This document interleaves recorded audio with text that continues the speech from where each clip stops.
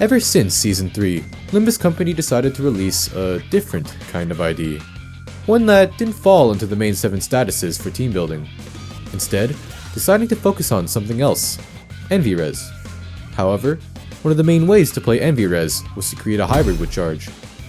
With the release of Middle Heathcliff and the soon-to-be release of Matthias Otis, I think now is as good a time as ever to talk about what happened to the Charge Envy team.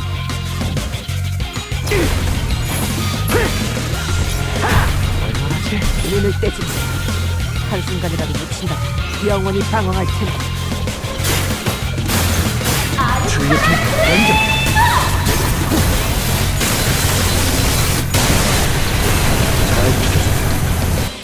Charge Envy teams have been declining for a while now, especially now due to Envy teams becoming more middle exclusive, and Charge teams getting some meaningful support IDs that barely contribute to Envy Res. So, what do Charge Envy teams look like? And why would you ever play one? Well, as you can imagine, this team was composed of IDs that either benefited from Envy Res, or could gain Charge in their kit. If they had both, even better. And having an Envy skill in a Charge ID's kit was pretty common, due to the fact that the core sin affinity for Charge is Envy. Plus, by combining 2 types of teams together, that would mean players would have access to a larger variety of IDs to pick for this team. Actually, due to the limited number of strictly Envy Res based units, Charge Envy was the primary method used to play Envy teams. So what happened then? It all started with the release of Middle Ishmael, in which she plays quite similarly to many of the other Middle members, requiring constant Envy resonance to convert her counter to an S3. However, unlike her most recent predecessor, Middle Sinclair, her counter converts to an S3 only if there is 6 Envy A-res. Her passive also locks her into middle teams, as she will gain her unique status, Grudge Mark, if she or a middle ally is hit. Plus, she can only gain her unique status, the middle-styled augmentation tattoos, by consuming Grudge Mark, which can only be done on S3. Without middle IDs and consistent Envy resonance, she takes exponentially longer to ramp up, and without 6 Envy res, her damage will fall off hard. Middle Heathcliff doubles down on this design. All of his support, his S3 counter, and especially gaining his unique statuses or his S3-2 require him to be run with middle IDs and IDs that have easy access to Envy skills. And guess what? These 2 IDs are some of the best Envy Res units in the game. Before we continue, I'd like to remind you guys to click that bright red button that says subscribe. I usually release a cover every 500 subscribers, and I just released a hero cover for hitting 1.5k. Anyways, I appreciate your support, and enjoy the rest of the video. See, the issue with running Charge Envy is that a lot of Charge IDs with Envy lack some Envy Res uptime, with most good Charge IDs having Envy only on S2. That means they only have 33% uptime with Envy skills. For a team with IDs that need consistent Envy Res, it's a huge problem. While many of these Charge IDs have an Envy defense skill to help consistently get Envy Res, you lose a lot of damage by, well, just not hitting the enemies. Not to mention that a lot of these guards just give less charge count than other skills. Plus, Charge IDs aren't exactly known to be tanky, so taking too many hits with them when using their defense skills has a pretty good chance of staggering them. Except W Corp Heathcliff, but he's horrible for Envy Res. This problem is especially worse if you're running Charge IDs or Egos that consume their own health. Not to mention that Charge also has some incredible support that doesn't exactly help with Envy Res. LCE Gregor is one of 3, technically 4 IDs that support Charge, with him being the best of the bunch. But one thing to note is that his only Envy skill is on his S3. As you can imagine, he isn't incredible in an Envy team, but he is incredible for strictly Charge teams. While not directly affecting Envy teams, its release further separated Charge and Envy units in separate directions. Another Charge support ID worth mentioning is W Corp Otis. While not being a great Charge unit, has seen a lot of play thanks to A, her synergy with Charge, and B, being the only ID of Otis that has an Envy skill, the latter being significantly more important, as Otis has access to the ego I'll Go for Scissors, a Teth ego whose main purpose is to heal and to convert Envy resources to other least owned affinities. This is a literal godsend for Envy teams. The only sin affinity you'll be generating is generally Envy. Since you can't generate any other types of Sin affinities, that means you can't use Ego or activate some valuable support passives that might have otherwise been useful. So running I'll Go for Scissors is especially important for the Envy team. However, the actual W Corp Outis ID itself leaves a lot to be desired. It only has an Envy skill on S2, and unlike many of its peers, does not have an Envy guard, which makes it much less than desirable for Envy teams. Of course, that is until Middle Outis comes out. So for the foreseeable future of Season 7, Charge Envy isn't exactly gonna get better. The last actual charge support that I want to talk about is Multicrack Heathcliff, doing everything LCE Gregor can, but worse. Except for Envy Res. That's right, Multicrack Heathcliff is actually better for Charge Envy than LCE Gregor is. He has an Envy S2 and Guard, which is already double the uptime of LCE Gregor. Plus, Heathcliff actually has Envy Ego that can be substituted with non-Envy skills, unlike Gregor. Unfortunately, other than Envy skills, anything he provides is just worse and more annoying to get than LCE Gregor, where he's just been fully power crept in the role of charge count supplier. And even more unfortunately, him splitting strengths between the two teams has basically made him homeless. Not good enough for Charge or Envy teams now. Charge Envy was generally composed of 3 core IDs that have found a better home now. While these IDs had many strengths in the Charge Envy team, it just found a better team elsewhere. The first ID is In the Name of Love and Hate Don Quixote, the ideal Charge Envy ID. Half of her skills are Envy, and she has an Envy defense skill too, albeit not a very good one. Her passive only requires 4 Envy res, making it quite a bit easier for Charge IDs with Envy skills to activate it. However, Envy res isn't actually that important to her game plan, since it's only required to make her transform into her Hysteria state, and 10% extra damage.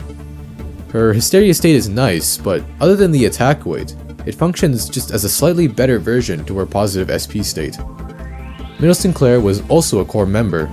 He was very flexible with Envy res, as his counter wasn't solely locked to being used at 6 NVA res, since it can be used at 4 NVA res for an S2, which coincidentally also happens to be the same amount of resonance needed for Dawn's passive.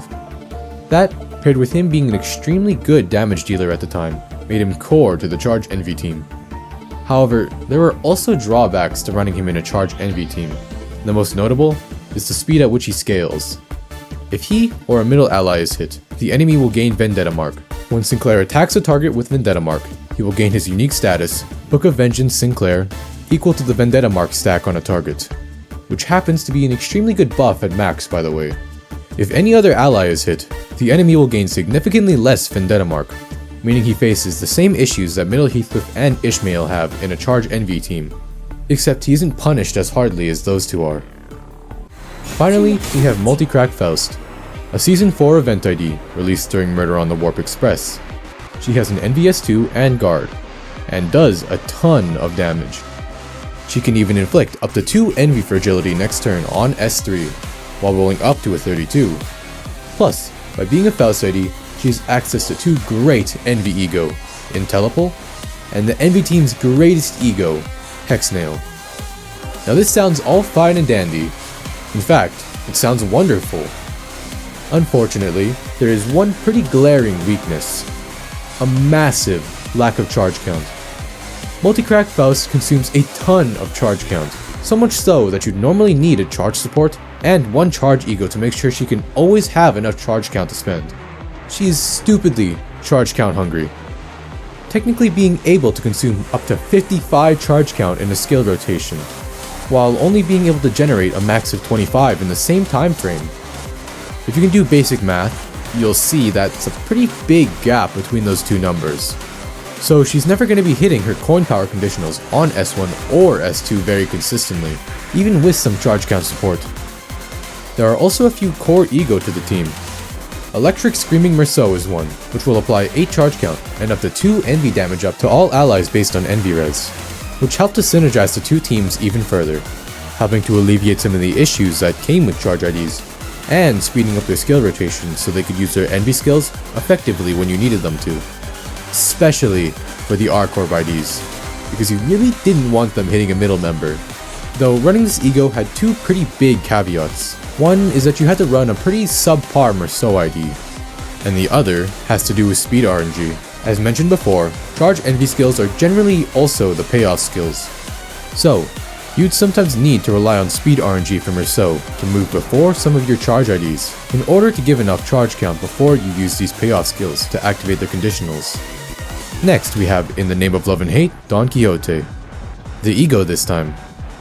Most people just used it for the extra S3 for Queen of Hatred Dawn, but it actually has some excellent effects it can apply. It applies Magical Girls Chant based on Envy Res, which is just a great buff overall. It also heals allies based on charge count consumed, making it a great pair for middle members. In fact, this is a perfect example of what you'd want in a charge envy ego. Unfortunately, it has been a long while since PM decided to release a charge unit with an emphasis on envy res. The last one being In the Name of Love and Hatred Dawn, which was almost over a year ago now, and the only one before that was Multicrack Faust, almost 2 full years ago now. So I kinda think PM forgot about charge envy. So, why did charge envy work in the first place? In concept, it made perfect sense. Envy res wanted, well, envy res, and charge IDs centered their payoff skills around envy. Unlike most teams, charge was so individualistic that charge didn't care about team synergy. Enough to matter, at least. However, their biggest difference, as I've said numerous times already, and what did the charge envy team in, was that charge needed time to set up. Envy res only wanted envy res every single turn. By accommodating for one, you were sacrificing the other, but that's not the only reason this team isn't that great anymore. Both teams now demand a certain level of synergy, with envy res wanting middle IDs, and charge teams wanting charge support so they could easily fulfill their conditionals. So, how could PM fix this issue? Well, it would be by adding a middle charge ID, but then it raises the question, why even bother? Why not just run it on a full charge team, or a full middle team?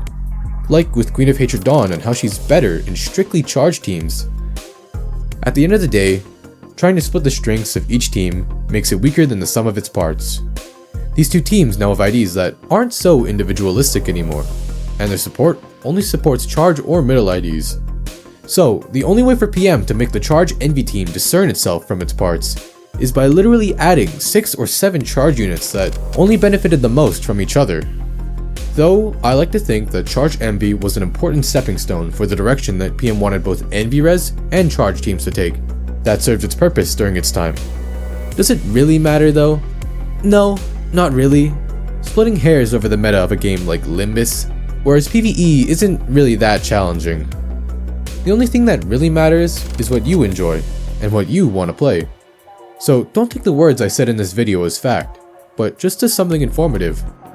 What do you guys think though? Do you think that charge envy still has a decent spot within Limbus? Or do you just think that it's a product of its time? Let me know in the comments below, and I would appreciate if you could like and subscribe. While you're there, feel free to check out some of my other videos on the channel. Thanks for watching, I hope you enjoyed my video, and I hope to see you again soon.